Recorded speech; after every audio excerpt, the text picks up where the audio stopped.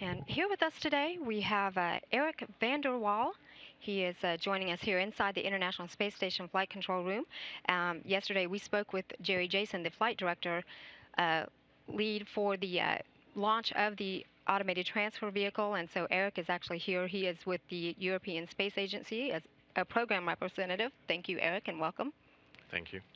Um, so everything now remains on track for the launch of the on the Ariane 5 rocket, correct? That's So correct. we are We're on track and we're green for launch tomorrow night. great. And so first, let me just talk to you. We talked about operations, as I mentioned. We talked with Jerry Jason yesterday, and so now I would like to just talk a little about yourself. Tell me where you're from, and how did you make your way to the European Space Agency? Well, I'm French. Name is Eric van der Waal. I joined the European Space Agency in 1991. Worked in operation, system development, and finally ended up after 20 years here in Houston as a representative to the ISS program for ESA. Um, I've been doing this job now for 10 years. Have been there from the beginning of the developments of our Columbus laboratory and all the payloads we have launched ever since, and truly enjoyed it. Great. So now let's just go ahead and talk. As the program representative, what is your role with the Automated Transfer Vehicle 3? The role with the ATV is very similar to the generic role I have, and that is to provide a liaison function in terms of program management for all the interaction we have with the ISS program, uh, with the ATV being an integral part of the ISS. Um, the In the operations part, I provide assistance to the operations management functions we have in Europe um, during the flight and the preparation for the flight of ATV. Okay. And tell me real quick, what is the significance of ATV3, this particular vehicle, as opposed to the others that have gone before? Well, this is the third vehicle in a series of 5 vehicles which we're going to launch. Um, the importance of ATV for us is to have an independent access to the ISS, and this is something we achieve in combination with our launcher, the Iron 5 in Kourou. Um, that's politically and operationally very important to us to have that access. And then, secondly, we're using the ATV flights as a payment in kind to offset our common system operation cost, which every partner shares on the ISS. And this flight will be a contribution to that offset. Okay. And so talk to me a little about the naming convention. It is Eduardo Amaldi. How did we get that name? We we're trying to honor scientists or visionaries in Europe which have contributed to the technical and scientific and cultural progress which Europe is going through. And for the first ATV, we picked the name Jules Verne, which is a French author and visionary, which I think everybody knows. The second ATV was chosen to be called Johannes Kepler, a German astronomer and mathematician, which is very well known for his laws of planetary motion. Now, the third ATV is an Italian, Eduardo Amaldi. He is from the 20th century, passed away in 1989. He he was not only a nuclear physicist, he excelled and pioneered in the 1970s when he was doing research on gravitational waves. But what was very important is that, similar to all the other ones, they have in some way contributed to the European spaceflight we know today. And Eduardo Amaldi, in the late 1950s, actually was one of the pioneers which came up with the idea that we needed to cooperate inside Europe and create a joint agency for spaceflight, which eventually became the European Space Agency today. Wow, fascinating. So tell me a little more about the history. You mentioned the naming conventions of the other two ATV vehicles, but can you explain to me some of the, how the development came about and that sort of thing? Just some history of ATV vehicles. Um, we started in, in, in with a project and conceptually a very long time ago to think about ATVs and having something to provide resupply to the ISS, not only to our Columbus module and our payloads, but something which the entire station could make use of. That's how the idea of the ATV was born. The ATV itself is making use of hardware and concepts which we had developed for MPLM and the Columbus module. So once the ATV was born, we had to find a way to meet the resupply demands of the space station and have a significant amount of ATVs, enough so that we could offset our common system operation cost. That's how we ended up with the number of ATVs we have today.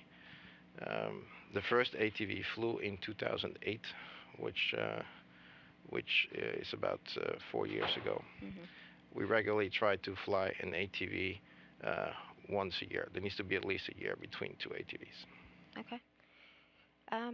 So explain to me, you mentioned the Columbus module. Just explain to me a little about Europe's contributions to the International Space Station. Okay, so the ATV, in terms of ATV, the ATV can resupply the station. So we provide a service. There's two parts to that. First, we can, the ATV has the capability to launch up to 4,000 kilograms of propellant, and I'll come back to that. We can launch water, we can launch gases like nitrogen, oxygen, and we can launch dry cargo. A trade-off is made between all those elements to make sure that we have the right amount of propellant versus the right amount of dry cargo, and that we're not exceeding our maximum loading. Eduardo Amaldi will carry more than 6.5 tons of cargo. The advantage we have with ATV is that once we arrive on the station, we remain docked for 6 months. Being docked for 6 months allows the crew to basically use what's in the ATV as needed, and at the same time get rid of some of the trash which exists in the ISS, which is one other thing that ATV will do is upon its departure, it will bring down more than 6 tons of trash, and which will be then destructed in the re-entry of the ATV. Once we're attached, there's another service we provide to the station, and that's where all this propellant comes into play. We carry propellant which we transfer directly to the Russian segment, but we also have propellant which we use for propulsive support of the ISS stack, which means we will support reboost of the entire ISS stack. We will support debris avoidance maneuvers, and as needed, we can perform attitude control maneuvers of the station using ATV thrusters. So there is a kind of a large role the ATV has in the ISS, and for us operationally and again politically, it's very important that we have this independent access and that there are different vehicles that the ISS can rely on. Sure. But so it not only is bringing up cargo, it also is going to add some space and also deliver trash back. That's a very good point. Once the ATV is attached to the space station, it becomes an integral part of the ISS volume. With the ATV, the pressurized compartment of the ATV adds about 50 cubic meters of volume to the ISS. And can you explain about what size is that? Just something that we can relate to here. How big? I would say it's well, something we can relate to. It's a bit hard to say, but it's a bit smaller than the Columbus module, but that's what we're looking at. Okay, great. And like the size of a double-decker bus, I think is what we've just heard. We actually have a diagram that's out right now. So real quick, also we have a question for you that came to us from Twitter, and we'll go ahead and ask that one for you now. This comes to us from Data Chick. They want to know, what sort of items will ATV-3 bring to the ISS? Okay, so I I don't have a detailed list of what we're bringing inside in terms of dry cargo. The dry cargo itself is consists of science resupply. Mhm. There is logistic and maintenance. There is resupply items for the crew. Mhm. There's a variety of dry, what we call dry cargo, which are items which are packed in bags and loaded in the ATV. The ATV has 8 racks in which we can fill out all that cargo. In addition to this cargo, we are bringing up a amount of propellant which we will use for the propulsive support. That's more than 2 tons. More than 3 tons, sorry. There's more than 2 tons of dry cargo. We will bring up some water, about 280 kilograms of water.